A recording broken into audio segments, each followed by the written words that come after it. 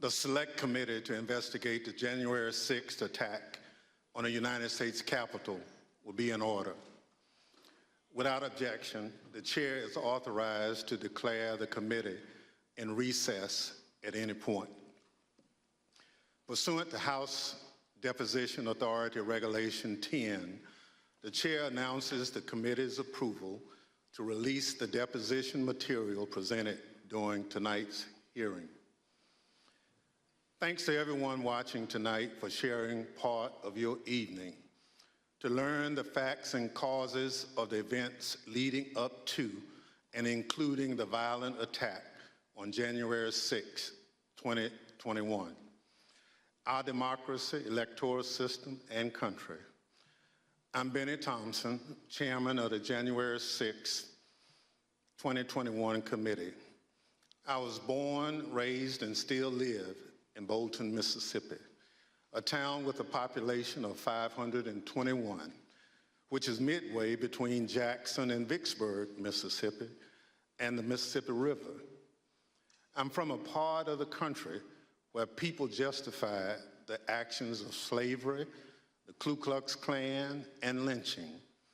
I'm reminded of that dark history as I hear voices today try and justify the actions of the insurrectionists on January 6, 2021.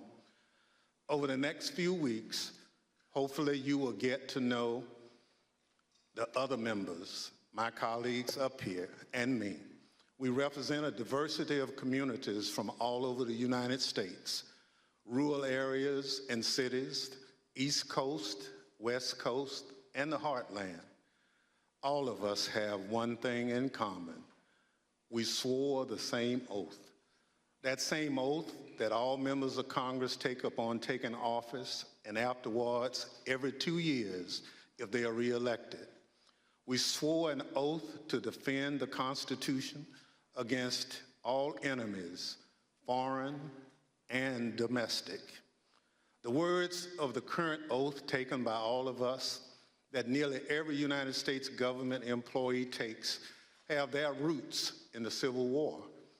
Throughout our history, the United States has fought against foreign enemies to preserve our democracy, electoral system, and country. When the United States Capitol was stormed and burned in 1814, foreign enemies were responsible. Afterward, in 1862, when American citizens had taken up arms against this country, Congress adopted a new oath to help make sure no person who had supported the rebellion could hold a position of public trust. Therefore, Congresspersons and United States federal government employees were required for the first time to swear an oath to defend the Constitution against all enemies, foreign and domestic. That oath was put to test on January 6, 2021. The police officers who held the line that day honored their oath. Many came out of that day bloodied and broken. They still bear those wounds, visible and invisible. They did their duty. They repelled the mob and ended the occupation of the Capitol.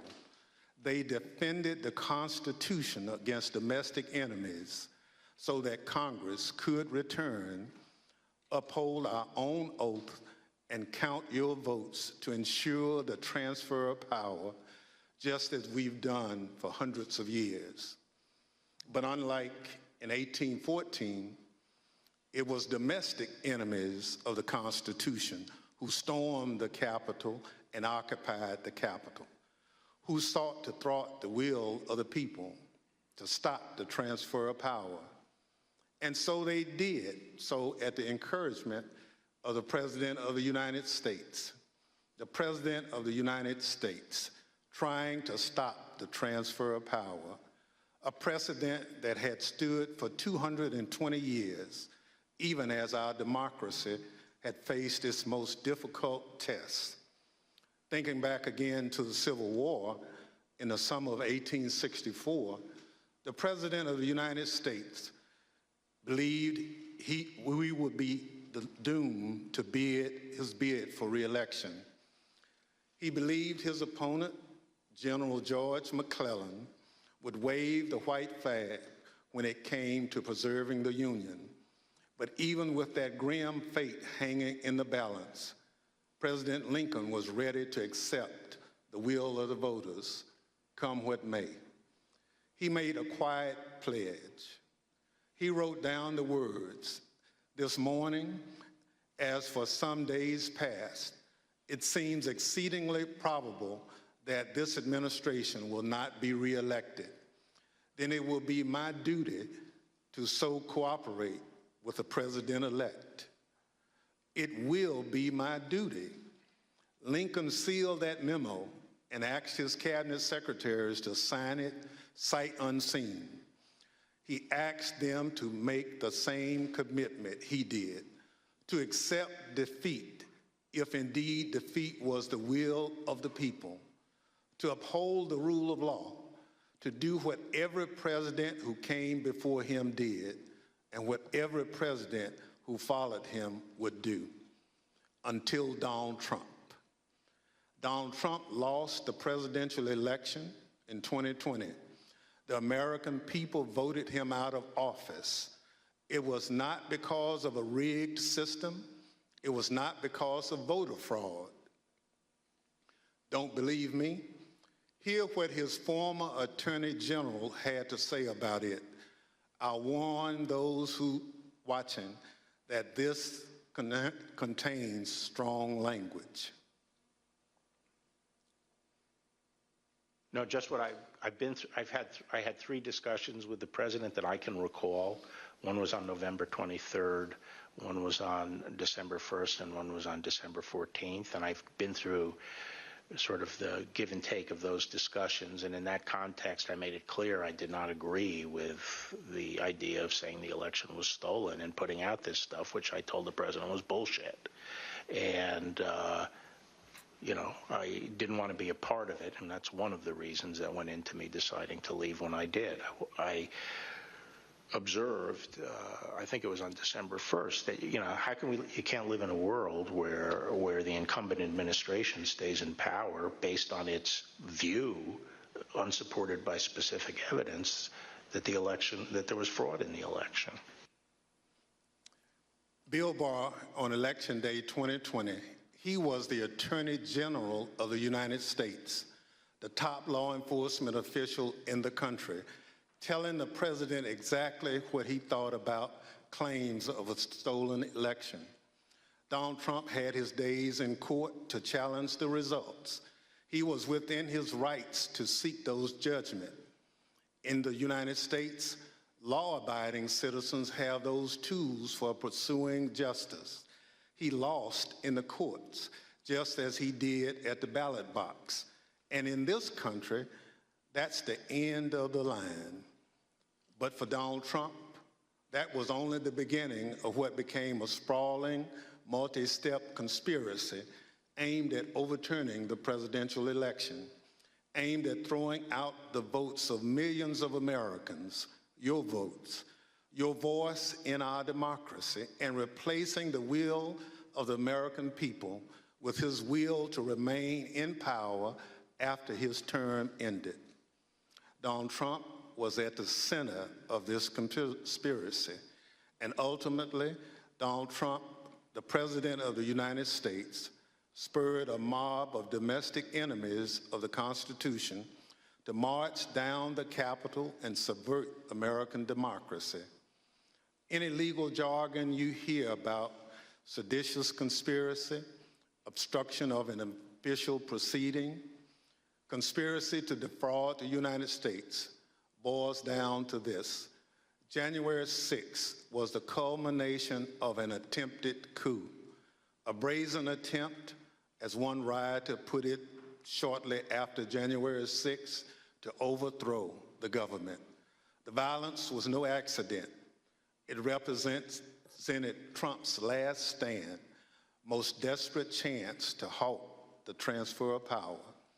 Now, you may hear those words and think, this is just another political attack on Donald Trump by people who don't like him. That's not the case.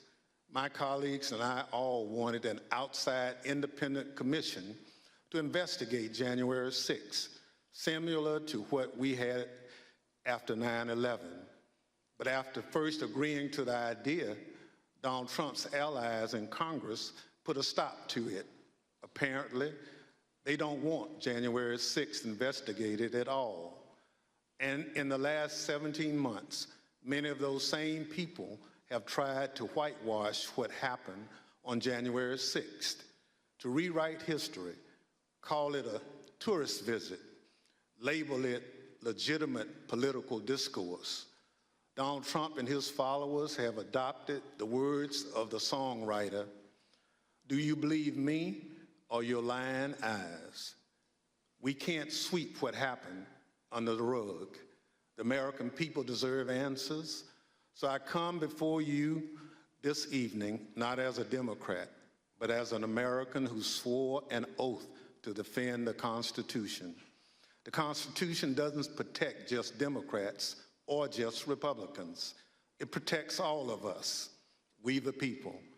And this scheme was an attempt to undermine the will of the people. So tonight, and over the next few weeks, we're going to remind you of the reality of what happened that day. But our work must do much more than just look backwards.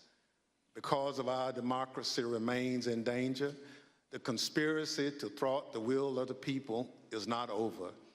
There are those in this audience who thirst for power but have no love or respect for what makes America great: devotion to the Constitution, allegiance to the rule of law, our shared journey to build a more perfect union. January 6th and the lies that led to insurrection have put 2.5 centuries of constitutional democracy at risk. The world is watching what we do here. America has long been expected to be a shining city on the hill, a beacon of hope and freedom, a model for others when we are at our best. How can we play that role when our house is in such disorder? We must confront the truth with candor, resolve, and determination. We need to show that we are worthy of the gifts that are the birthright of every American.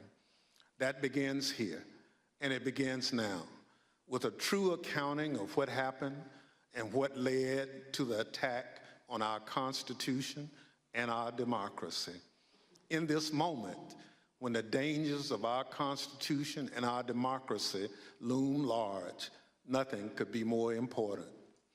Working alongside the public servants on this dais has been one of the greatest honors of my time in Congress. It's been a particular privilege to count as a partner in this effort and to count as a friend the gentlewoman from Wyoming, Ms. Cheney. She's a patriot, a public servant of profound courage, of devotion to her oath and the Constitution. It's my pleasure to recognize Ms. Cheney for her opening statement. Thank you very much, Mr. Chairman, and let me echo those words about the importance of bipartisanship and what a tremendous honor it is to work on this committee. Mr. Chairman, at 6:01 p.m. on January 6th, after he spent hours watching a violent mob besiege, attack, and invade our Capitol, Donald Trump tweeted, but he did not condemn the attack. Instead, he justified it. "These are the things and events that happen," he said, "when a sacred landslide election victory is so unceremoniously and viciously stripped away from great patriots who've been badly and unfairly treated for so long." As you will see in the hearings to come, President Trump believed his supporters at the Capitol, and I quote, "We're doing what they should be doing." This is what he told his staff as they pleaded with him to call off the mob, to instruct his supporters to leave. Over a series of hearings in the coming weeks, you will hear testimony, live and on video, from more than half a dozen former White House staff in the Trump administration. all of whom were in the West Wing of the White House on January 6th. You will hear testimony that, quote, the president did not really want to put anything out calling off the riot or asking his supporters to leave. You will hear that President Trump was yelling and, quote, really angry at advisors who told him he needed to be doing something more.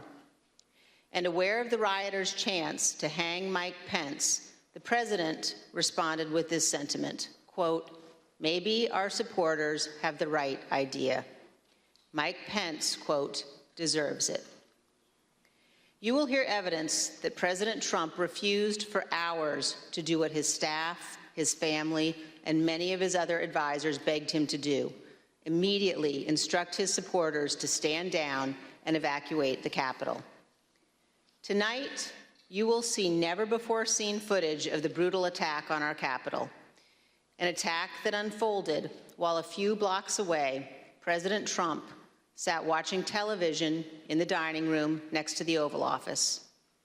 You will hear audio from the brave police officers battling for their lives and ours, fighting to defend our democracy against a violent mob Donald Trump refused to call off.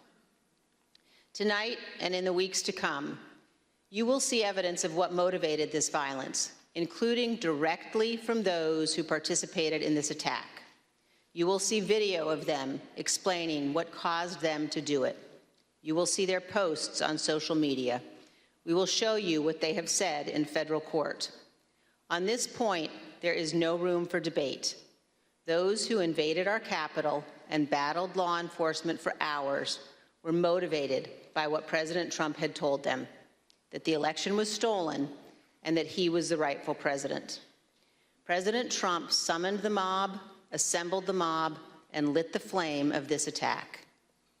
You will also hear about plots to commit seditious conspiracy on January 6th, a crime defined in our laws as conspiring to overthrow, put down, or destroy by force the government of the United States, or to oppose by force the authority thereof. Multiple members of two groups, the Oath Keepers and the Proud Boys, have been charged with this crime for their involvement in the events leading up to and on January 6th. Some have pled guilty. The attack on our Capitol was not a spontaneous riot. Intelligence available before January 6th identified plans to, quote, invade the Capitol, occupy the Capitol, and take other steps to halt Congress's count of electoral votes that day. In our hearings to come, we will identify elements of those plans, and we will show specifically how a group of Proud Boys led a mob into the Capitol building on January 6th. Tonight, I am going to describe for you some of what our committee has learned and highlight initial findings you will see this month in our hearings. As you hear this, all Americans should keep in mind this fact. On the morning of January 6th, President Donald Trump's intention was to remain President of the United States, despite the lawful outcome of the 2020 election and in violation of his constitutional obligation to relinquish power. Over multiple months, Donald Trump oversaw and coordinated a sophisticated 7-part plan to overturn the presidential election and prevent the transfer of presidential power. In our hearings, you will see evidence of each element of this plan. In our second hearing, you will see that Donald Trump and his advisors knew that he had in fact lost the election. But despite this, President Trump engaged in a massive effort to spread false and fraudulent information to convince huge portions of the U.S. population that fraud had stolen the election from him. This was not true. Jason Miller was a senior Trump campaign spokesman. In this clip, Miller describes a call between the Trump campaign's internal data expert and President Trump a few days after the 2020 election. I was in the Oval Office, and at some point in the conversation, Matt Oskowski, who is the lead data person, was brought on, and I remember he delivered to the president pretty blunt terms that he was going to lose. And that was based, Mr. Miller, on Matt and the data team's assessment of the sort of county by county, state by state results as reported? Correct. Alex Cannon was one of President Trump's campaign lawyers. He previously worked for the Trump Organization. One of his responsibilities was to assess allegations of election fraud in November 2020. Here is one sample of his testimony discussing what he told White House Chief of Staff Mark Meadows. I remember a call with Mr. Meadows, where Mr. Meadows was asking me what I was finding and if I was finding anything. And I remember sharing with him that we weren't finding anything that would be sufficient to change the results in any of the key states. When was that conversation? Probably in November, mid to late November. I think it was before my child was born.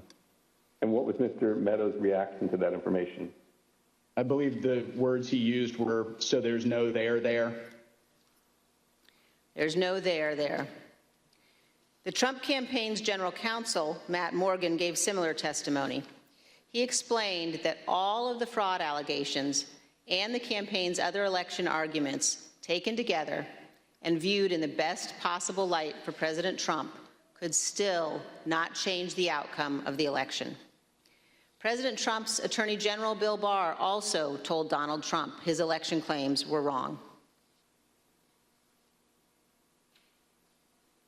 Repeatedly told the president in no uncertain terms that I did not see evidence of fraud and that would have affected the outcome of the election. And frankly, a year and a half later, I haven't seen anything to change my mind on that. Attorney General Barr also told President Trump that his allegations about Dominion voting machines were groundless. I saw absolutely zero basis for the allegations, but they were made in such a sensational way that they obviously were influencing a lot of people, members of the public, that there was this systemic corruption in the system and that their votes didn't count and that these machines controlled by somebody else were actually determining it, which was complete nonsense. And it was being laid out there. And I told them that it was crazy stuff and they were wasting their time on that. And it was doing a grave disservice to the country. But President Trump persisted, repeating the false Dominion allegations in public at least a dozen more times, even after his Attorney General told him they were, quote, complete nonsense. And after Barr's resignation on December 23rd, the acting Attorney General who replaced him, Jeff Rosen, and the acting deputy, Richard Donahue, told President Trump over and over again that the evidence did not support allegations he was making in public.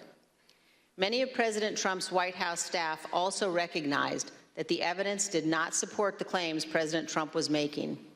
This is the president's daughter commenting on Bill Barr's statement that the department found no fraud sufficient to overturn the election. How did that affect your perspective about the election when Attorney General Barr made that statement? It affected my perspective. I respect Attorney General Barr. So I accepted what he was saying.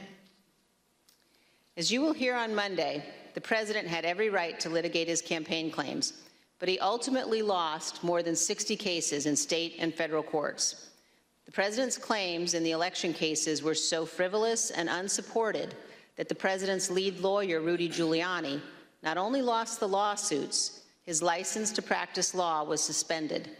Here's what the court said of Mr. Giuliani. Giuliani communicated demonstrably false and misleading statements to courts, lawmakers, and the public at large in his capacity as lawyer for former President Donald J. Trump and the Trump campaign in connection with Trump's failed effort at re-election in 2020. As you will see in great detail in our hearings, President Trump ignored the rulings of our nation's courts. He ignored his own campaign leadership, his White House staff, many Republican state officials. He ignored the Department of Justice and the Department of Homeland Security. President Trump invested millions of dollars of campaign funds purposely spreading false information, running ads he knew were false, and convincing millions of Americans that the election was corrupt and that he was the true president. As you will see, this misinformation campaign provoked the violence on January 6th. In our third hearing, you will see that President Trump corruptly planned to replace the Attorney General of the United States so the U.S. Justice Department would spread his false stolen election claims. In the days before January 6th, President Trump told his top Justice Department officials, quote, "Just say the election was corrupt and leave the rest to me and the Republican congressman." Senior Justice Department officials, men he had appointed, told him they could not do that because it was not true. So President Trump decided to replace them. He offered Jeff Clark, an environmental lawyer at the Justice Department, the job of acting Attorney General. President Trump wanted Mr. Clark to take a number of steps, including sending this letter to Georgia and 5 other states, saying the U.S. Department of Justice had, quote, identified significant concerns that may have impacted the outcome of the election. This letter is a lie. The Department of Justice had, in fact, repeatedly told President Trump exactly the opposite, that they had investigated his stolen election allegations and found no credible fraud that could impact the outcome of the election. This letter and others like it would have urged multiple states to withdraw their official and lawful electoral votes for Biden. Acting Deputy Attorney General Richard Donahue described Jeff Clark's letter this way, quote, "This would be a grave step for the department to take and could have tremendous constitutional, political, and social ramifications for this country." The committee agrees with Mr. Donahue's assessment. Had Clark assumed the role of Attorney General in the days before January 6th and issued these letters, the ramifications could indeed have been grave. Mr. Donahue also said this about Clark's plan. And I recall toward the end saying, what you're proposing is nothing less than the United States Justice Department meddling in the outcome of a presidential election. In our hearings, you will hear firsthand how the senior leadership of the Department of Justice threatened to resign, how the White House counsel threatened to resign, and how they confronted Donald Trump and Jeff Clark in the Oval Office. The men involved, including Acting Attorney General Jeff Rosen and Acting Deputy Attorney General Richard Donahue, were appointed by President Trump. These men honored their oaths of office, they did their duty, and you will hear from them in our hearings. By contrast, Jeff Clark has invoked his Fifth Amendment privilege against self-incrimination and refused to testify. Representative Scott Perry, who is also involved in trying to get Clark appointed as Attorney General, has refused to testify here. As you will see, Representative Perry contacted the White House in the weeks after January 6th to seek a presidential pardon. Multiple other Republican congressmen also sought presidential pardons for their roles in attempting to overturn the 2020 election. In our fourth hearing, we will focus on President Trump's efforts to pressure Vice President Mike Pence to refuse to count electoral votes on January 6th. Vice President Pence has spoken publicly about this. President Trump is wrong. I had no right to overturn the election. The presidency belongs to the American people and the American people alone. And frankly, there is no idea more un-American than the notion that any one person could choose the American president. What President Trump demanded that Mike Pence do wasn't just wrong, it was illegal and it was unconstitutional. You will hear this in great detail from the Vice President's former general counsel. Witnesses in these hearings will explain how the former Vice President and his staff informed President Trump over and over again that what he was pressuring Mike Pence to do was illegal. As you will hear, President Trump engaged in a relentless effort to pressure Pence, both in private and in public. You will see the evidence of that pressure from multiple witnesses, live and on video. Vice President Pence demonstrated his loyalty to Donald Trump consistently over 4 years, but he knew that he had a higher duty to the United States Constitution. This is testimony from the Vice President's Chief of Staff. So I think the Vice President was proud of his 4 years of service, and he felt like much had been accomplished in those 4 years. And I think he was proud to have stood beside the President for all that had been done. But I think he ultimately knew that his fidelity to the Constitution was his first and foremost oath. And that's what he articulated publicly, and I think that that's what he felt. His fidelity to the Constitution was more important than his fidelity to President Trump and his desire. The oath he took. Yep. Yes. You'll also hear about a lawyer named John Eastman. Mr. Eastman was deeply involved in President Trump's plans. You'll hear from former Fourth Circuit federal judge Michael Ludig, a highly respected leading conservative judge. John Eastman clerked for Judge Ludig. Judge Ludig provided counsel to the Vice President's team in the days before January 6th. The judge will explain how Eastman, quote, was wrong at every turn. And you will see the email exchanges between Eastman and the Vice President's counsel as the violent attack on Congress was underway. Mr. Jacob said this to Mr. Eastman: "Thanks to your bullshit, we are under siege." You will also see evidence that John Eastman did not actually believe the legal position he was taking. In fact, a month before the 2020 election, Eastman took exactly the opposite view on the same legal issues. In the course of the Select Committee's work to obtain information from Mr. Eastman, we have had occasion to present evidence to a federal judge. The judge evaluated the facts, and he reached the conclusion that President Trump's efforts to pressure Vice President Pence to act illegally by refusing to count electoral votes likely violated 2 federal criminal statutes.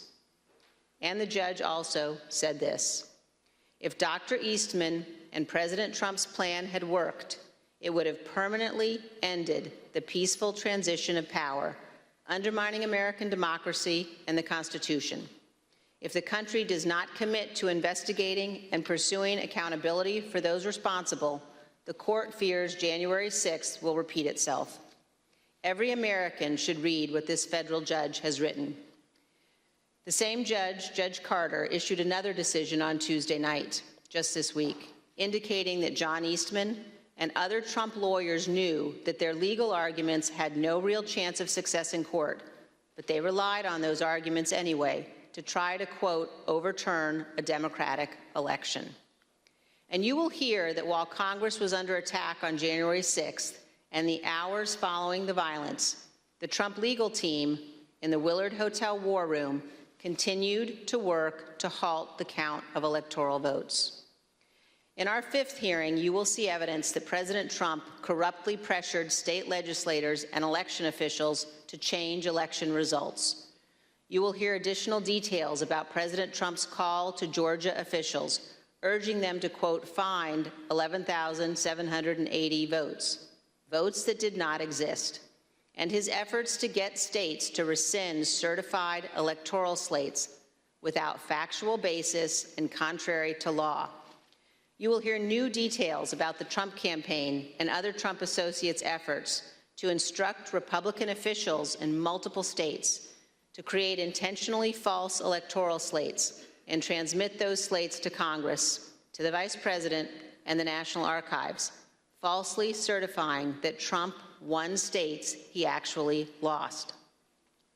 In our final 2 June hearings, you will hear how President Trump summoned a violent mob and directed them illegally to march on the United States Capitol. While the violence was underway, President Trump failed to take immediate action to stop the violence and instruct his supporters to leave the Capitol. As we present these initial findings, keep 2 points in mind. First, Our investigation is still ongoing, so what we make public here will not be the complete set of information we will ultimately disclose. And second, the Department of Justice is currently working with cooperating witnesses and has disclosed to date only some of the information it has identified from encrypted communications and other sources. On December 18, 2020, a group, including General Michael Flynn, Sidney Powell, Rudy Giuliani, and others, visited the White House. They stayed late into the evening. We know that the group discussed a number of dramatic steps, including having the military seize voting machines and potentially rerun elections. You will also hear that President Trump met with that group alone for a period of time before White House lawyers and other staff discovered the group was there and rushed to intervene. A little more than an hour after Ms. Powell, Mr. Giuliani, General Flynn, and the others finally left the White House, President Trump sent the tweet on the screen now, telling people to come to Washington on January 6th. Be there, he instructed them. Will be wild. As you will see, this was a pivotal moment. This tweet initiated a chain of events. The tweet led to the planning for what occurred on January 6th, including by the Proud Boys, who ultimately led the invasion of the Capitol and the violence on that day. The indictment of a group of Proud Boys alleges that they planned, quote, to oppose by force the authority of the government of the United States. And according to the Department of Justice, on January 6, 2021, the defendants directed, mobilized, and led members of the crowd onto the Capitol grounds and into the Capitol, leading to the dismantling of metal barricades, the destruction of property, the breaching of the Capitol building, and the assaults on law enforcement. Although certain former Trump officials have argued that they did not anticipate violence on January 6th, the evidence suggests otherwise. As you will see in our hearings, the White House was receiving specific reports in the days leading up to January 6th, including during President Trump's Ellipse rally, indicating that elements in the crowd were preparing for violence at the Capitol. And on the evening of January 5th, the president's close advisor, Steve Bannon, said this on his podcast. All hell is going to break loose tomorrow. Just understand this. All hell is going to break loose tomorrow. As part of our investigation, we will present information about what the White House and other intelligence agencies knew and why the Capitol was not better prepared. But we will not lose sight of the fact that the Capitol Police did not cause the crowd to attack. And we will not blame the violence that day, violence provoked by Donald Trump, on the officers who bravely defended all of us. In our final hearing, you will hear a moment-by-moment account of the hours-long attack from more than half a dozen White House staff, both live in the hearing room and via videotaped testimony. There's no doubt that President Trump was well aware of the violence as it developed. White House staff urged President Trump to intervene and call off the mob. Here is a document written while the attack was underway by a member of the White House staff advising what the president needed to say. Quote, anyone who entered the Capitol without proper authority should leave immediately. This is exactly what his supporters on Capitol Hill and nationwide were urging the president to do. He would not. You will hear that leaders on Capitol Hill begged the president for help, including Republican leader McCarthy, who was, quote, scared, and called multiple members of President Trump's family after he could not persuade the president himself. Not only did President Trump refuse to tell the mob to leave the Capitol, he placed no call to any element of the United States government to instruct that the Capitol be defended.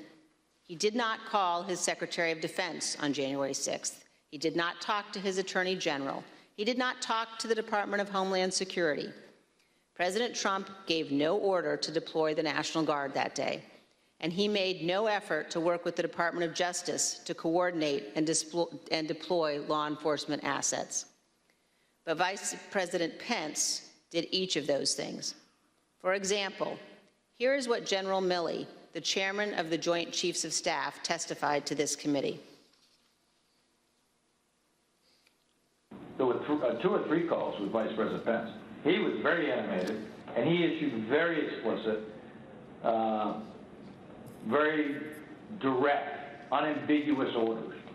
There was no question about that. And I can get you the exact quotes, I guess, from some of our records somewhere, but he was very animated, very direct, very firm, and to Secretary Miller. Get the military down here, get the Guard down here, put down this situation, etc. By contrast, here is General Milley's description of his conversation with President Trump's Chief of Staff, Mark Meadows, on January 6th. He said, we have to kill the narrative that the Vice President is making all the decisions. We need to establish the narrative that that the president is still in charge and that things are steady or stable or words to that effect. I immediately interpret that as politics, politics, politics. Red flag for me personally, no action, but I remember it distinctly. And you will hear from witnesses how the day played out inside the White House, how multiple White House staff resigned in disgust, and how President Trump would not ask his supporters to leave the Capitol. It was only after multiple hours of violence that President Trump finally released a video instructing the riotous mob to leave. And as he did so, he said to them, quote, "We love you, and you're very special." You will also hear that in the immediate aftermath of January 6th, members of the president's family, White House staff, and others tried to step in to stabilize the situation, quote, to land the plane before the presidential transition on January 20th. You will hear about members of the Trump cabinet discussing the possibility of invoking the 25th Amendment and replacing the President of the United States. Multiple members of President Trump's own cabinet resigned immediately after January 6th. One member of the cabinet suggested that the remaining cabinet officers needed to take a more active role in running the White House and the administration. But most emblematic of those days is this exchange of texts between Sean Hannity and former President Trump's press secretary, Kayleigh McEnany.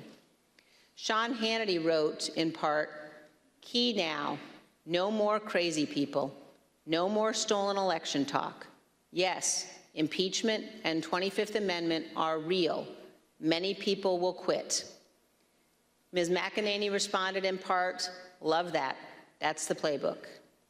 The White House staff knew that President Trump was willing to entertain and use conspiracy theories to achieve his ends. They knew the president needed to be cut off from all of those who had encouraged him. They knew that President Donald Trump was too dangerous to be left alone, at least until he left office on January 20th. These are important facts for Congress and the American people to understand fully. When a president fails to take the steps necessary to preserve our union, or worse, causes a constitutional crisis, we're at a moment of maximum danger for our republic. Some in the White House took responsible steps to try to prevent January 6th. Others egged the president on. Others, who could have acted, refused to do so. In this case, the White House counsel was so concerned about potentially lawless activity that he threatened to resign multiple times. That is exceedingly rare and exceedingly serious. It requires immediate attention, especially when the entire team threatens to resign. However, in the Trump White House, it was not exceedingly rare, and it was not treated seriously. This is a clip of Jared Kushner addressing multiple threats by White House counsel Pat Cipollone and his team of lawyers to resign in the weeks before January 6th. Jared, are you aware of instances where Pat Cipollone threatened to resign? I kind of, like I said, my interest at that time was on trying to get as many pardons done. And I know that, he was always him and the team were always saying, oh, we're going to resign. We're not going to be here if this happens, if that happens. So I kind of took it up to just be whining, to be honest with you. Whining. There's a reason why people serving in our government take an oath to the Constitution. As our founding fathers recognized, democracy is fragile. People in positions of public trust are duty-bound to defend it, to step forward when action is required. In our country, we don't swear an oath to an individual or a political party. We take our oath to defend the United States Constitution. And that oath must mean something. Tonight, I say this to my Republican colleagues who are defending the indefensible. There will come a day when Donald Trump is gone, but your dishonor will remain. Finally, I ask all of our fellow Americans, as you watch our hearings over the coming weeks, please remember what's at stake. Remember the men and women who have fought and died so that we can live under the rule of law, not the rule of men. I ask you to think of the scene in our Capitol Rotunda on the night of January 6th.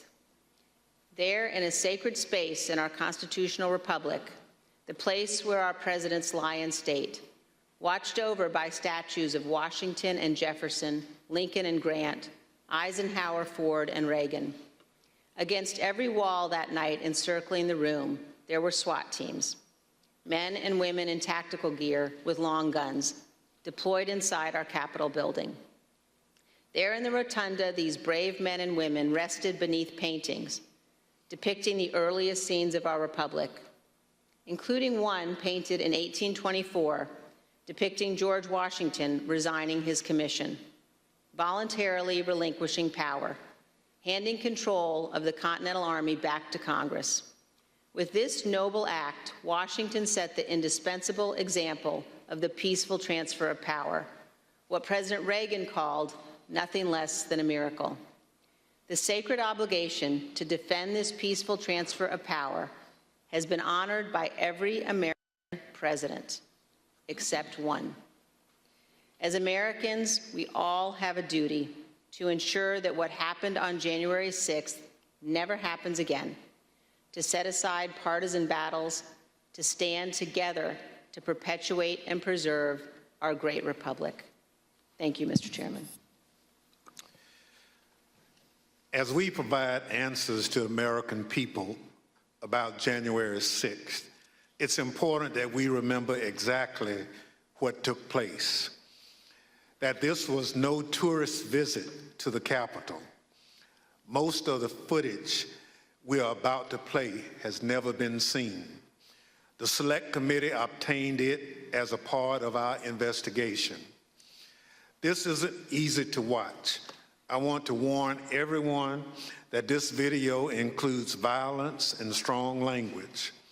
Without objection, I include in the record a video presentation of the violence of January 6th.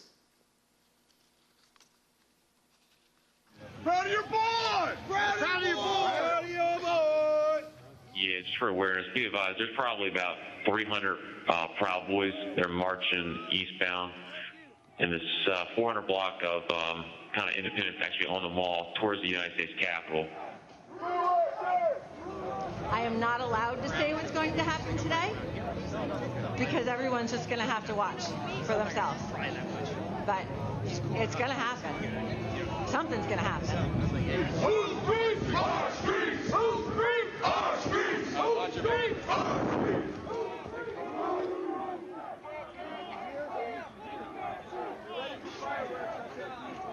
I'll hit you or hurt you. We are on your side! Don't make us go against you! Understand the side. Pick a side. These are our streets! $20 a picture. I hope Mike is going to do the right thing. I hope so. I hope so. Because if Mike Pence does the right thing, we win the election. All Vice President Pence has to do is send it back to the states to recertify. And we become president, and you are the happiest people. Mike Pence is going to have to come through for us. And if he doesn't, that will be a sad day for our country. because you'll never take back our country with weakness. You have to show strength, and you have to be strong.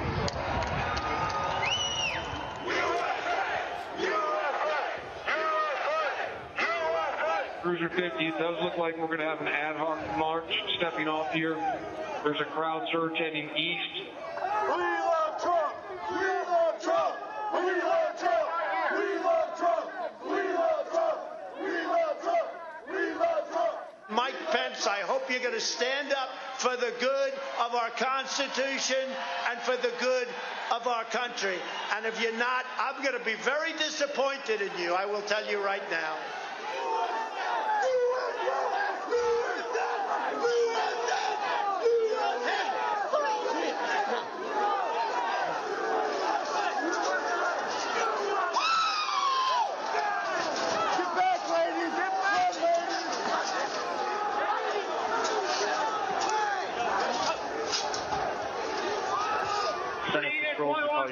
We just had protesters. Speed circle, breach the line. We need backup.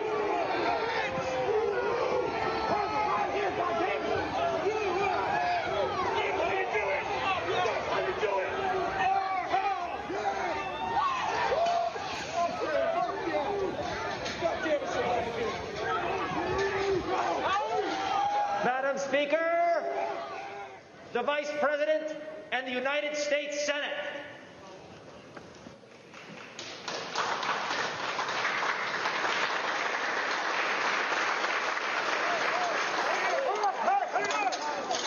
We're going to give riot warnings as soon as the apparatus is here. We're going to give riot warnings. We're going to try and get compliance, but this is now effectively a riot. 49 hours declaring it a riot. Cruiser 5 to 50, be advised, Cal Police 1 advised they're trying to breach and get to the Capitol. 50, I copy.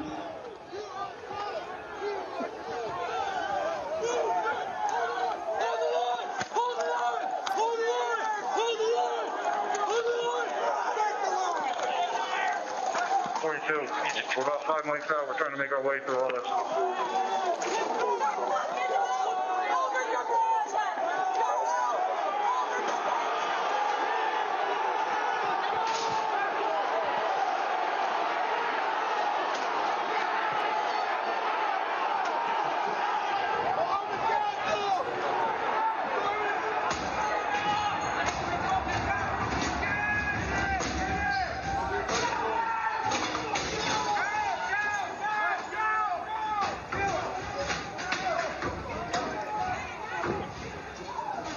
We have a breach of the Capitol! Breach of the Capitol to the upper level! Jack, be advised they're requesting additional resources on the east side as they've broken into that window and they're trying to kick it in.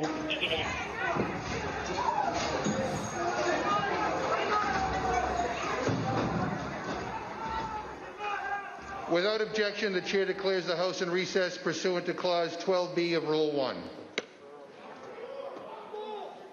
Mike Pence didn't have the courage to do what should have been done to protect our country and our Constitution, giving states a chance to certify a corrected set of facts, not the fraudulent or inaccurate ones which they were asked to previously certify. The U.S. demands the truth. Bring out Pence. Bring out Pence. Bring out Pence.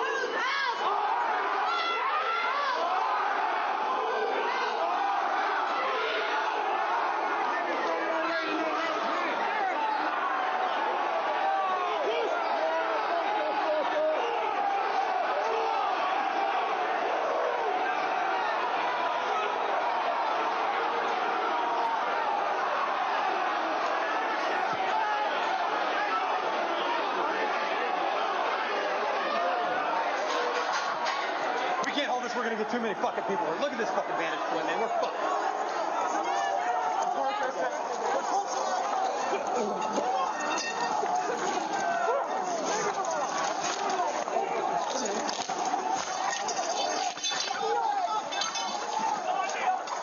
We need an area for the House members. They're all walking over now through the tunnels.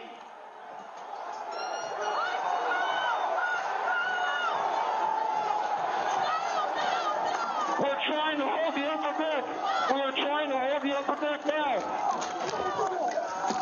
We need to hold the doors of the Capitol.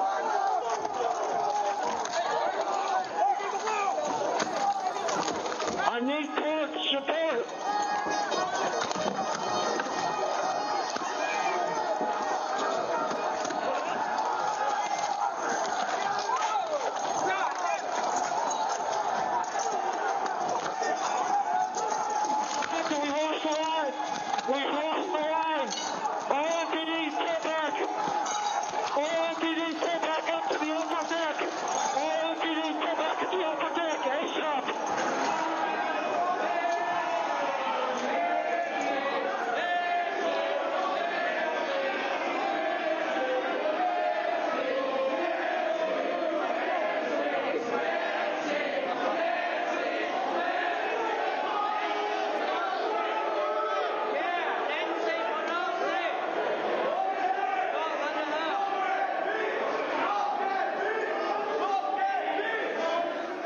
Cruiser 50, be advised that Capitol Police is going to start moving their resources inside.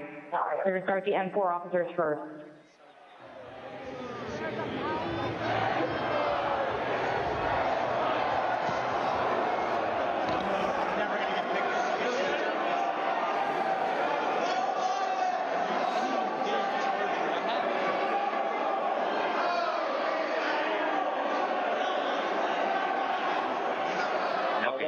H208 with 4 members. The door's barricaded. There's people flooded the hallways outside. We have no way out.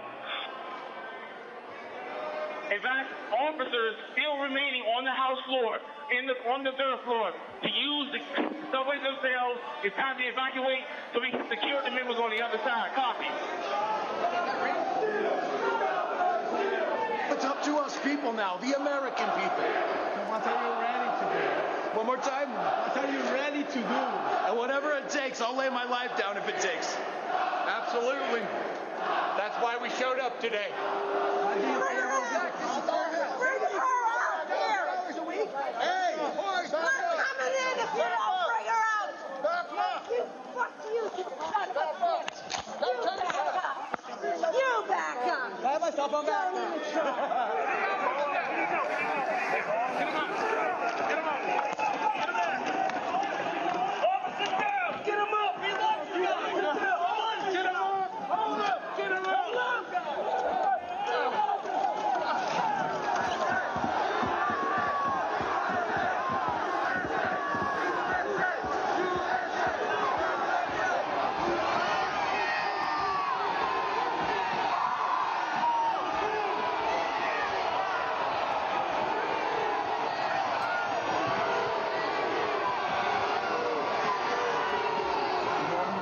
Changing some of that West Karen door for backup.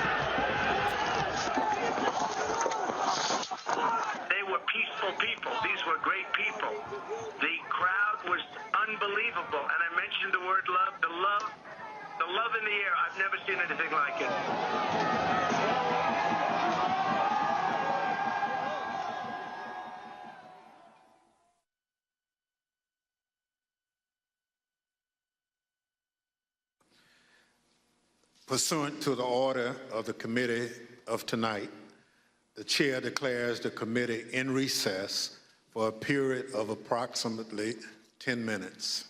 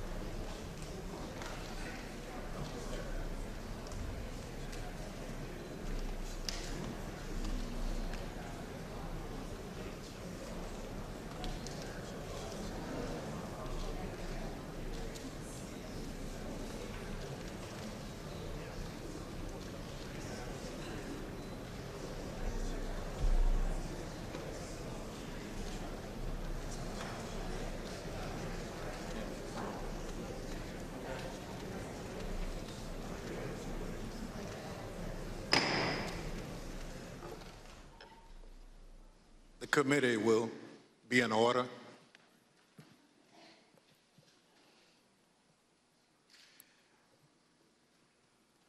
I want to thank our witnesses for being with us this evening to share their firsthand accounts of that terrible day.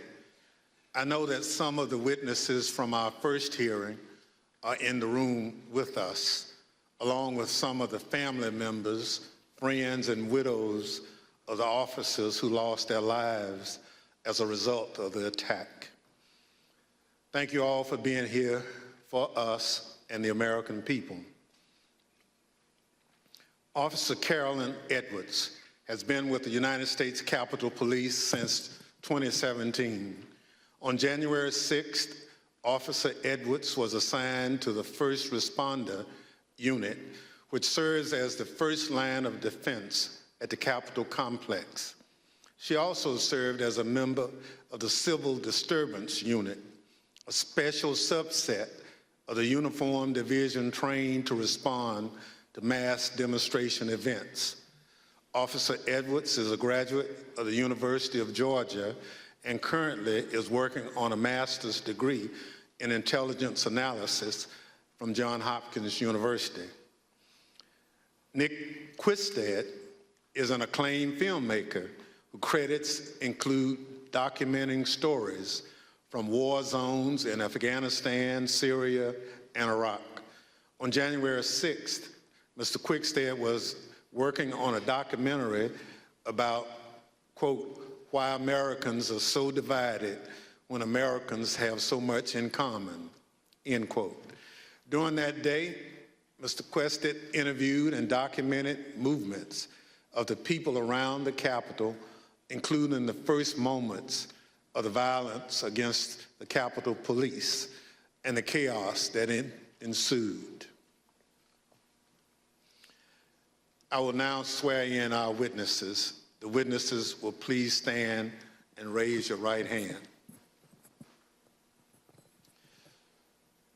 Do you swear and affirm under penalty of perjury that the testimony you're about to give is the truth, the whole truth, and nothing but the truth, so help you God?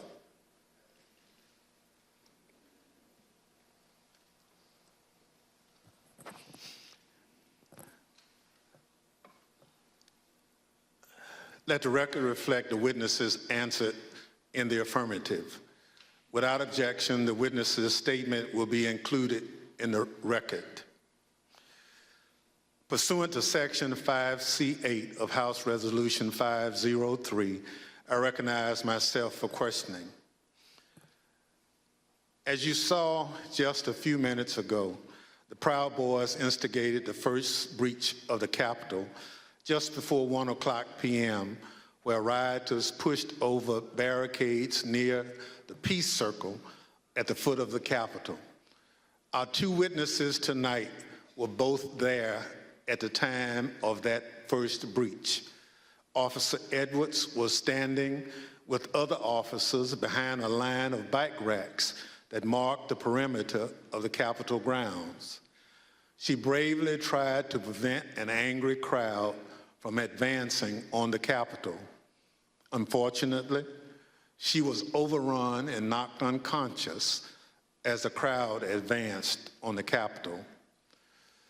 Mr. Quickstead was a few yards away from Officer Edwards, taking footage of the Proud Boys as part of his work on a documentary film.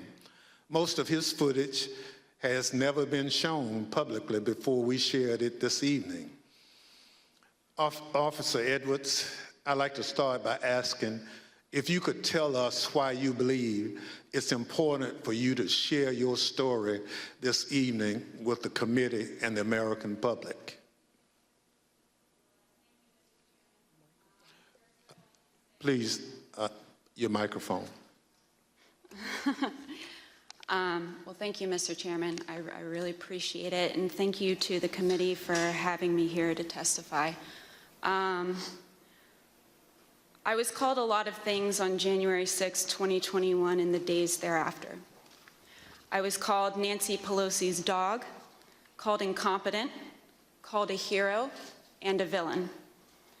I was called a traitor to my country, my oath, and my Constitution. In actuality, I was none of those things. I was an American, standing face to face with other Americans, asking myself how many times, many times, how we had gotten here.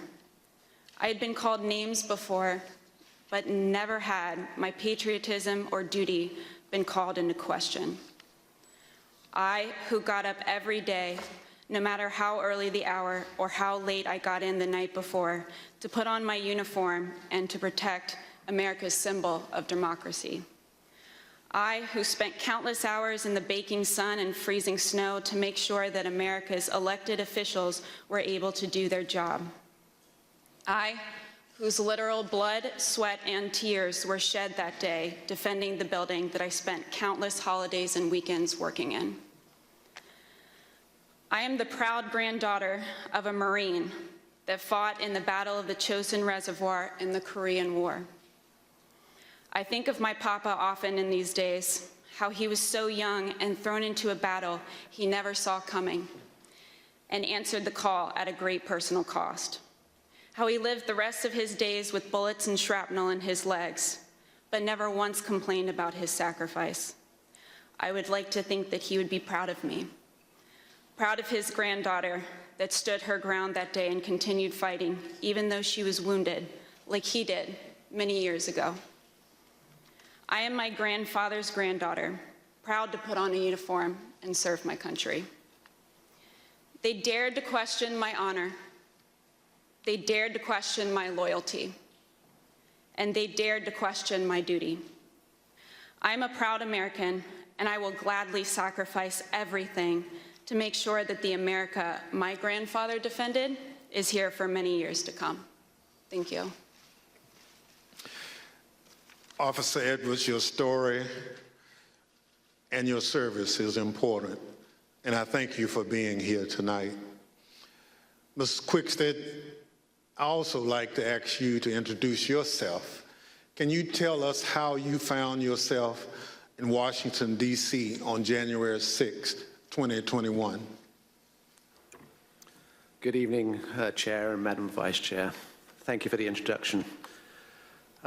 As stated in the winter of 2020, I was working on a documentary. As part of that documentary, I filmed several rallies in Washington, D.C. on December the 11th and December the 12th. And I learned there would be a rally on the Mall on January 6th. So my three colleagues and I came down to document the rally. According to the permit of the event, there was going to be a rally at the Ellipse. We arrived at the Mall and observed a large contingent of Proud Boys marching towards the Capitol. We filmed them, and almost immediately I was separated from my colleagues. I documented the crowd turn from protesters to rioters to insurrectionists. I was surprised at the size of the group, the anger and the profanity. And for anyone who didn't understand how violent that event was, I saw it, I documented it, and I experienced it. I heard incredibly aggressive chanting, and I subsequently shared that footage with the authorities. I'm here today pursuant to a House subpoena. Thank you so much. Thank you, Mrs. Quested. The Select Committee has conducted extensive investigative work to understand what led the Proud Boys and other rioters to the Capitol on January 6th. We've obtained substantial evidence showing that the president's December 19th tweet calling his followers to Washington, D.C. on January 6th energized individuals from the Proud Boys and other extremist groups. I'd like to play a brief video highlighting some of this evidence. My name is Marcus Childress, and I'm an investigative counsel for the Select Committee to investigate the January 6th attack on the United States Capitol. What do you want to call them? Give me a name. Give me a White name. supremacists and white like me to condemn? White supremacists and right Proud Boys, stand back and stand by. After he made this comment, Enrique Terrio, then chairman of the Proud Boys, said on Parler, "Standing by, sir." During our investigation, we learned that this comment during the presidential debate actually led to an increase in membership from the Proud Boys. Would you say that Proud Boys members increased after the stand back, stand by comment? Exponentially. I'd say tripled probably, with the potential for a lot more eventually. And did you ever sell any stand back and stand by merchandise? One of the vendors on my page actually beat me to it, but I wish I would have made a stand back, stand by shirt. On December 19th, President Trump tweeted about the January 6th rally and told attendees, "Be there, we'll be wild." Many of the witnesses that we interviewed were inspired by the president's call and came to D.C. for January 6th. But the extremists, they took it a step further. They viewed this tweet as a call to arms. A day later, the Department of Justice describes how the Proud Boys created a chat called the Ministry of Self-Defense Leadership Chat. In this chat, the Proud Boys established a command structure in anticipation of coming back to D.C. on January 6th. The Department of Justice describes Mr. Tarrio coming into possession of a document called the 1776 Returns, which describes individuals occupying key buildings around the United States Capitol. The Oath Keepers are another group that the committee investigated. You better get your ass to D.C., folks, this Saturday. Yeah, if you don't, there'll be no more Republic. But we're not going to let that happen. It's not even an if. It's either President Trump is encouraged and bolstered and strengthened to do what he must do, or we wind up in a bloody fight. We all know that. The fight's coming. The Oath Keepers began planning to block the peaceful transfer of power shortly after the November 3rd election. And according to the Department of Justice, Stuart Rhodes, the Oath Keepers leader, said to his followers that we were not going to get through this without a civil war. In response to the December 19th, 2020 tweet by President Trump, the Oath Keepers focused on January 6th in Washington, D.C. In response to the tweet, one member, the president of the Florida chapter, put on social media, "The president called us to the Capitol. He wants us to make it wild." The goal was for the Oath Keepers to be called to duty so that they could keep the president in power, although President Trump had just lost the election. The committee learned that the Oath Keepers set up quick reaction forces outside of the city in Virginia where they stored arms. The goal of these quick reaction forces was to be on standby just in case President Trump invoked the Insurrection Act. Did the Oath Keepers ever provide weapons to members? I'm going to decline to answer that and put them at grounds for due process grounds. In footage obtained by the committee, we learned that on the night of January 5th, Enrique Tarrio and Stuart Rhodes met in a parking garage in Washington, D.C. There's mutual respect there. I think we're fighting the same fight, and I think that's what's important. The committee learned that the Oath Keepers went into the Capitol through the east doors in two stack formations. The DOJ alleges that one of the stacks went into the Capitol looking for Speaker Pelosi, although they never found her. As the attack was unfolding, Mr. Tarrio took credit. In documents obtained by the Department of Justice, Mr. Tarrio said in an encrypted chat, "Make no mistake, and we did this." Later on that evening, Mr. Tarrio even posted a video which seemed to resemble him in front of the Capitol with a black cape. And the title of the video was Premonition. The evidence developed by the Select Committee and the Department of Justice highlights how each group participated on the attack on the Capitol on January 6th. In fact, the investigation revealed that it was individuals associated with the Proud Boys who instigated the initial breach at the Peace Circle at 12:53 p.m.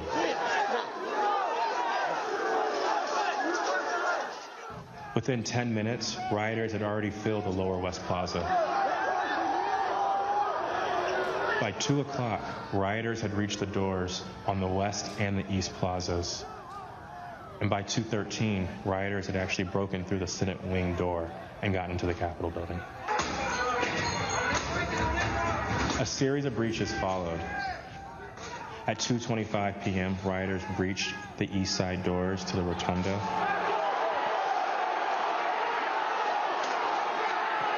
And then right after 2:40 p.m., rioters breached the east side doors near the Ways and Means room. Once the rioters infiltrated the Capitol, they moved through the crypt, the rotunda, the hallways leading to the House chambers, and even inside the Senate chambers.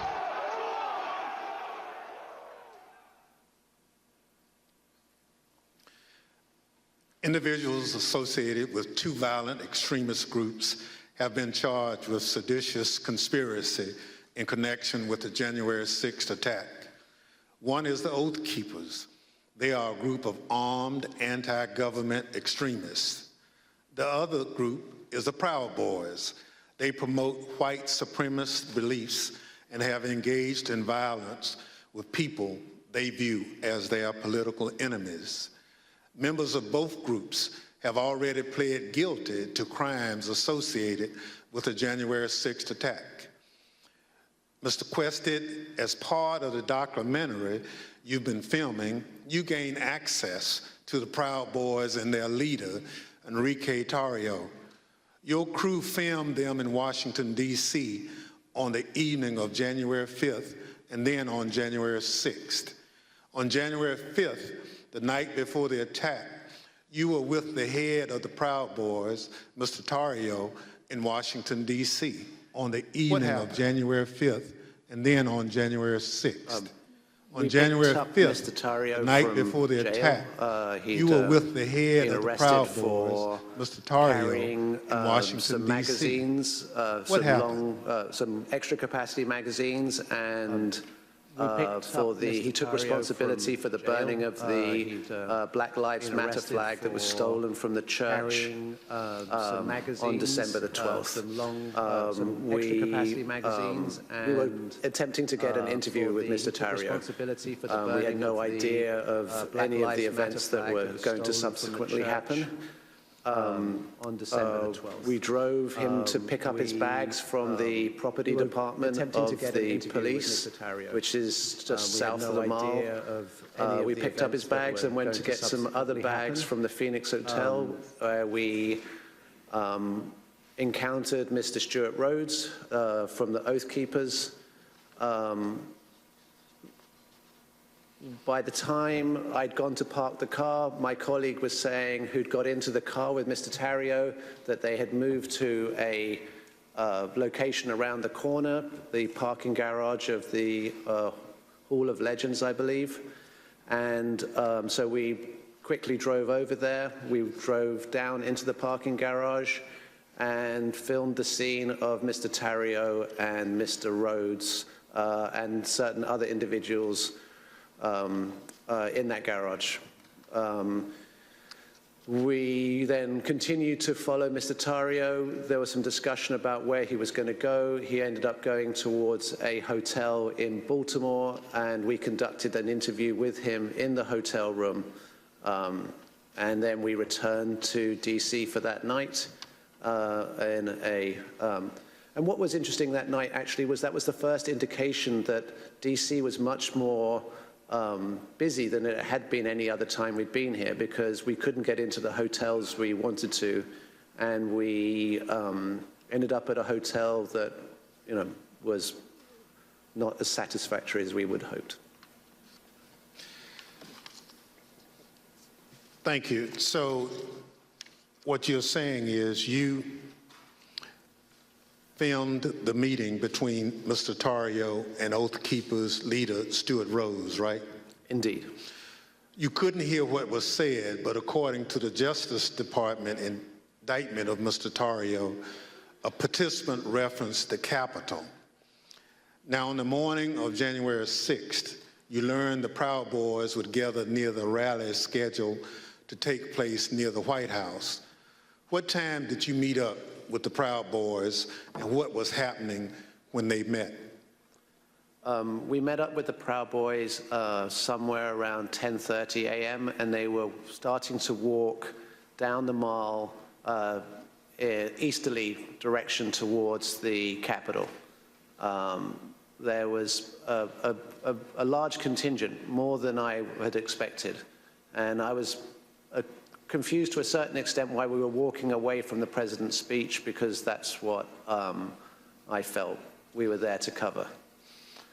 So at 10:30 a.m., that's early in the day. That's even before President Trump had started speaking.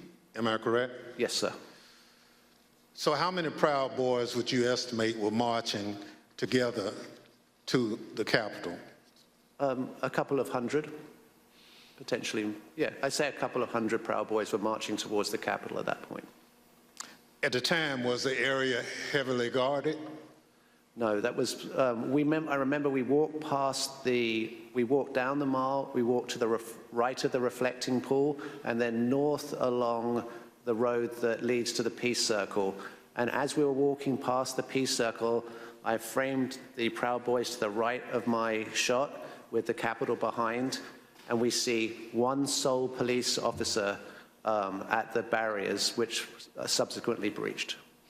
We then walk up and past a tactical unit preparing, and you see that in the film where the man questions their duty and their honor, and you see maybe a dozen Capitol Police putting on their riot gear. So how would you describe the atmosphere at that time? The atmosphere it seemed to be much darker. I make efforts to create a familiarity between myself and my subjects to make them feel comfortable. And the atmosphere was much darker at this day than had been in these other days. And there was also a contingent of Proud Boys that I hadn't met before from Arizona who appeared to wear these orange hats and had orange armbands. So when the Proud Boys went back down the hill to the Peace Circle, did a larger crowd start together? Well, no. First of all, we went round to the back and down the steps, and we took some photographs on the east side of the Capitol, and then we went for lunch. We went for tacos. So, Mr. Quested, you're a journalist, so you're careful to stick to things that you have observed. But what you've told us is highly relevant. Let me highlight a few key facts that you and others have provided the committee. First, there was a large group of Proud Boys present at the Capitol. We know that from multiple sources. You now estimate that there were around 250 to 300 individuals that you've testified. They weren't there for President Trump's speech.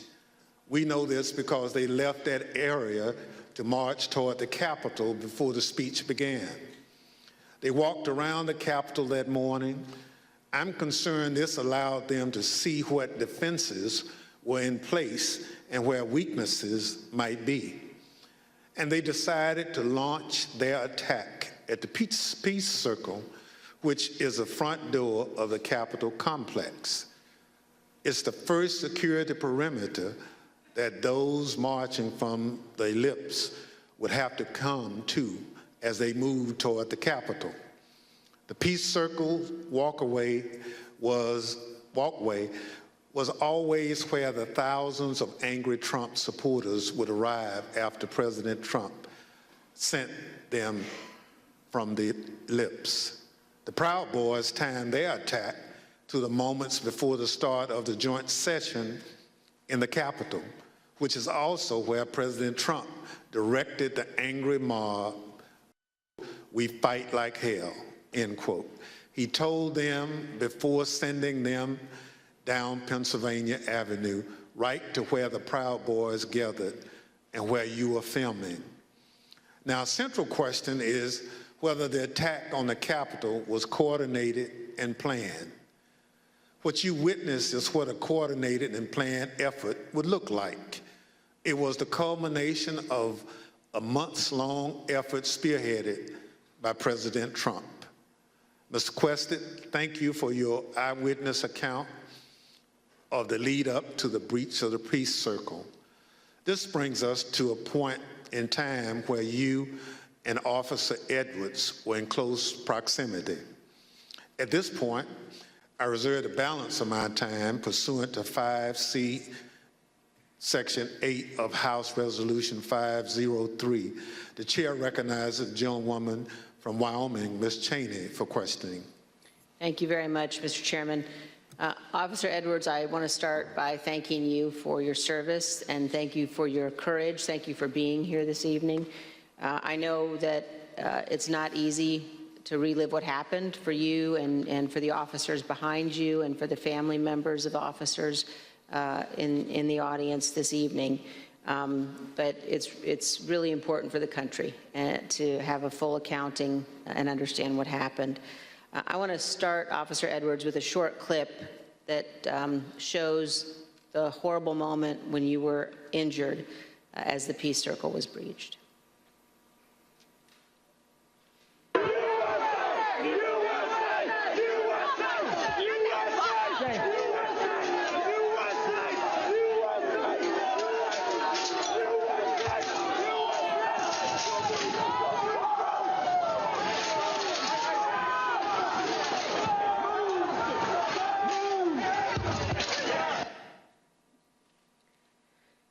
Officer Edwards, can you describe the crowd that had assembled at the Peace Circle as you and your fellow officers stood behind and guarded the bike racks at the Peace Circle?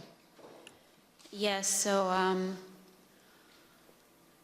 there were about, I want to say about 5 of us on that line. And there was our bike rack, and then at the bottom of the Pennsylvania Avenue walkway, or right by Peace Circle, there was another bike rack. And so the crowd had kind of gathered there. It was the crowd led by Joseph Biggs, and they were mostly in civilian clothes. There were some who had military fatigues on. We could see people with bulletproof vests on, things like that. They didn't seem, extremely cohesive, but they had gathered there in their outfits, but they had gathered there together, and Joseph Biggs started, he had a megaphone, and he started talking about, first it was things kind of relating to Congress, and then the tables started turning once the, what is now the Arizona group is what you said, the crowd with orange hats, they came up chanting F-U-C-K, Antifa, and they joined that group. And once they joined that group, Joseph Biggs' rhetoric turned to the Capitol Police. He started asking us questions like, you didn't miss a paycheck during the pandemic, mentioning stuff about our pay scale was mentioned, and started turning the tables on us. And I've worked, I can conservatively say probably hundreds of civil disturbance events. I know when I'm being turned into a villain, and that's when I turned to my sergeant and I stated the understatement of the century. I said, Sarge, I think we're going to need a few more people down here. And so after that, I think they started conferring. They went a little silent. They started conferring among each other. I saw the person now identified as Ryan Samsel. He put his arm around Joseph Biggs, and they were talking, and then they started approaching the first barricade. They ripped the first barricade down, and they approached our bike racks.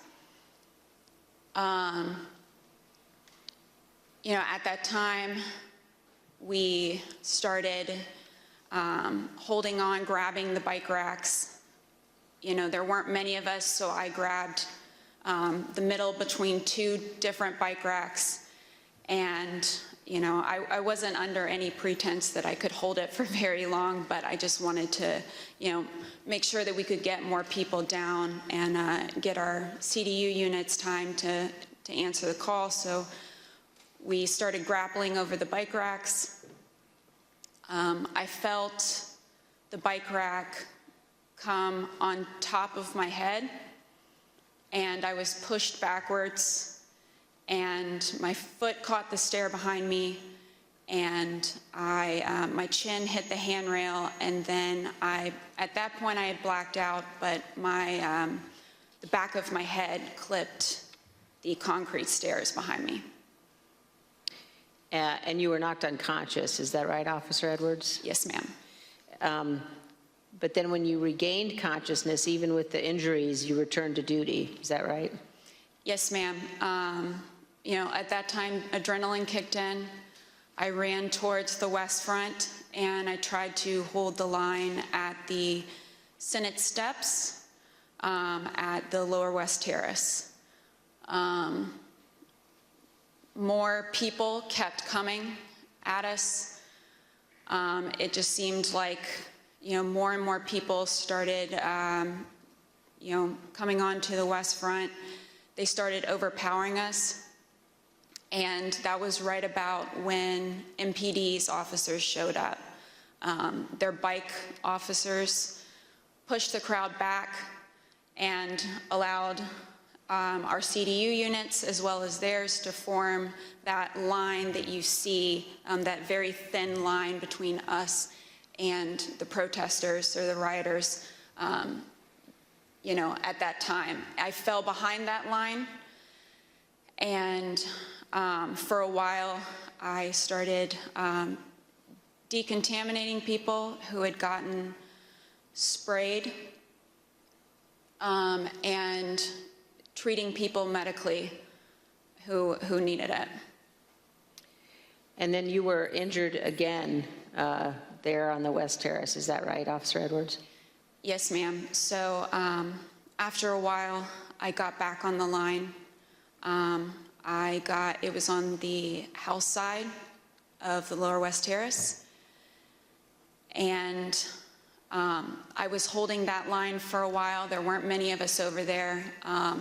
And Officer Sicknick was behind me for most of the time, for about 30 to 45 minutes that I was down there.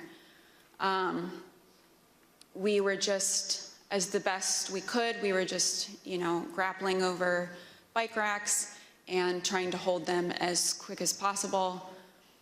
All of a sudden, I see movement to the left of me, and I turned, and it was Officer Sicknick with his head in his hands. And he was ghostly pale, which I figured at that point that he had been sprayed, and I was concerned. My, you know, cop alarm bells went off, because if you get sprayed with pepper spray, you're going to turn red. He turned just about as pale as this sheet of paper. And so I looked back to see what had hit him, what had happened, and that's when I got sprayed in the eyes as well. I was taken to be decontaminated by another officer, but we didn't get the chance because we were then tear gassed. And we are going to play just a brief clip of that moment that you've just described, Officer Edwards.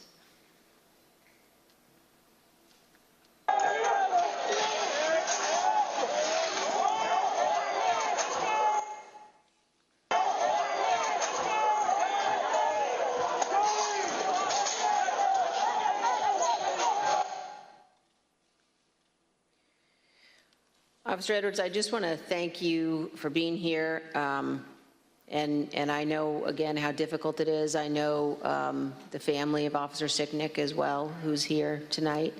And one of the things one of the Capitol Police officers said to me recently was to ask me whether or not, as members of Congress, all of us understood that on that day, on January 6th, when we were evacuated from the chamber, were led to a safe, undisclosed location, whether we knew that so many of you had rushed out of the building and into the fight. And I can assure you that we do know that, and that we understand how important your service is.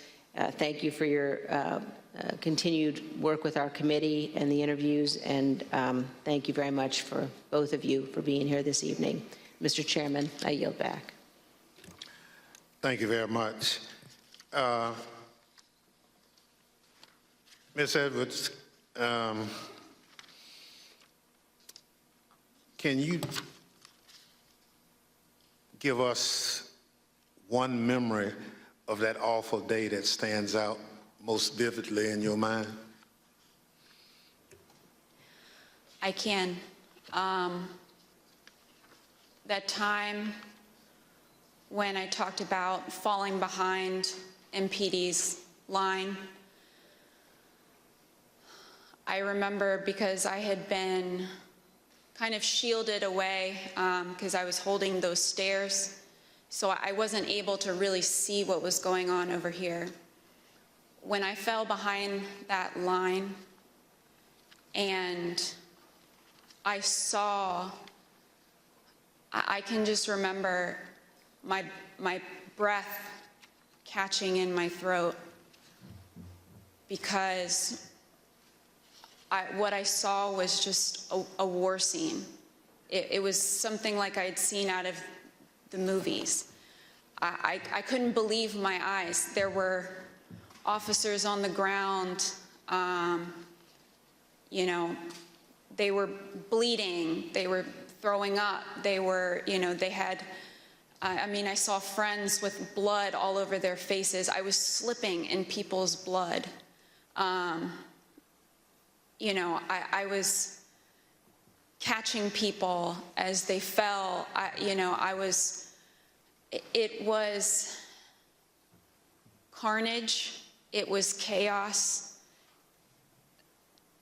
I can't even describe what I saw. Never in my wildest dreams did I think that as a police officer, as a law enforcement officer, I would find myself in the middle of a battle. You know, I'm trained to detain, you know, a couple of subjects and handle a crowd, but I'm not combat trained. And that day, it was just hours of hand-to-hand combat, hours of dealing with things that were way beyond any law enforcement officer has ever trained for. And I just remember that moment of stepping behind the line and just seeing the absolute war zone that the West Front had become.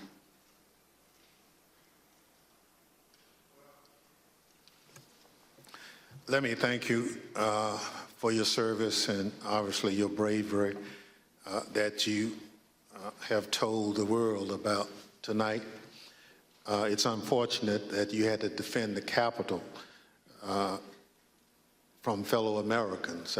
None of us would ever think that that would have to happen, but it did.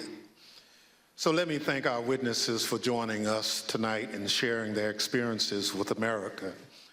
Throughout my chairmanship of this committee, I've continuously vowed that this committee will ensure a comprehensive account of the heroic acts on January 6th, and that we will follow the facts wherever they lead.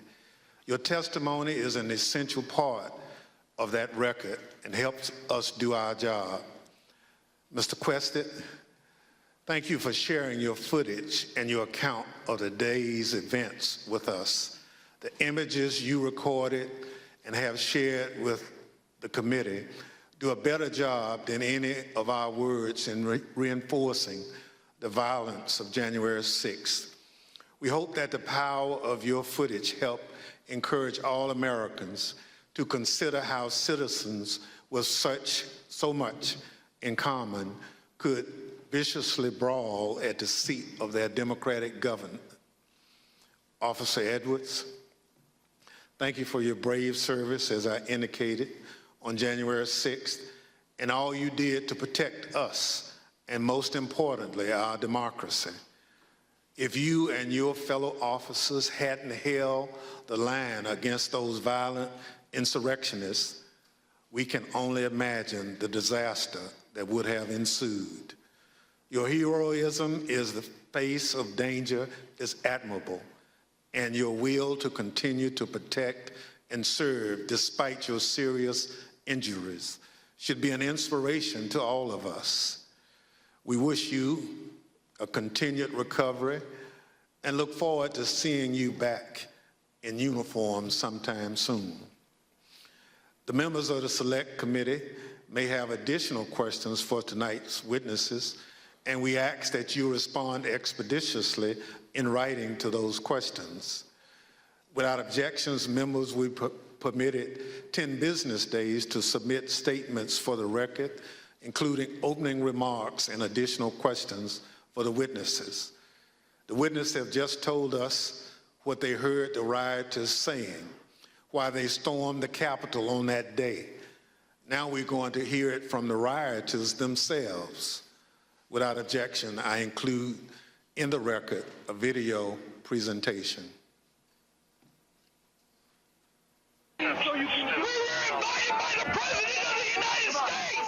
What really made me want to come was the fact that, I had supported Trump all that time. I did believe, that the election was being stolen. And Trump asked us to come. He personally asked for us to come to D.C. that day. And I thought, for everything he's done for us, if this is the only thing he's going to ask of me, I'll do it. We're going to walk down to the Capitol. Did you recall President Trump mentioning going to the Capitol during his speech? Oh, yeah. So that's one of my disappointments. He said he was going to go with us, that he was going to be there. I know why I was there, and that's because he called me there, and he laid out what is happening in our government. He laid it out. But I remember Donald Trump telling people to be there, right? I mean, to support. So you mentioned that the president asked you. Do you remember a specific message? Basically, yeah, he asked for us to come to D.C., that big things are going to happen. What got me interested, he said, I have something very important to say on January 6th or something like that, is what got me interested to be there. Trump has only asked me for two things. He asked me for my vote, and he asked me to come on January 6th. When the committee reconvenes next week, we're going to examine the lies that convinced those men and others to storm the Capitol, to try to stop the transfer of power. We're going to take a close look at the first part of Trump's attack on the rule of law, when he hit the fuse that ultimately resulted in the violence of January 6th. Without objection, and with that, the committee stands adjourned.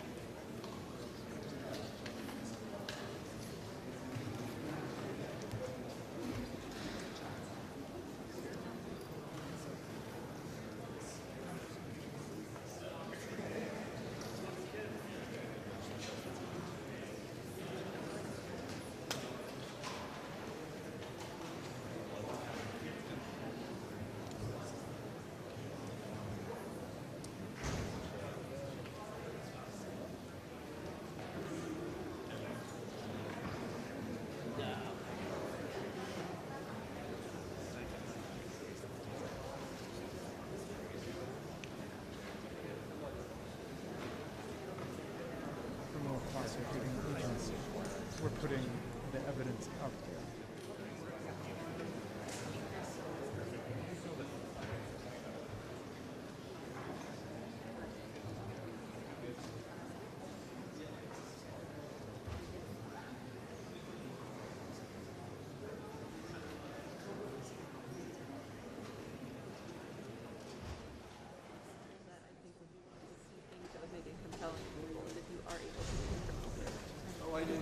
If you are able to present evidence of a crime, that's one of the things that I think would be most compelling to people. So you want to be compelling, so. No, we just want to tell the truth. We're just trying to get the facts out. So but there was evidence of dozens of crimes shown tonight. And there have been more than 800 prosecutions brought. So unfortunately, this is a cesspool of criminal activity that is staring America in the face. Thank you.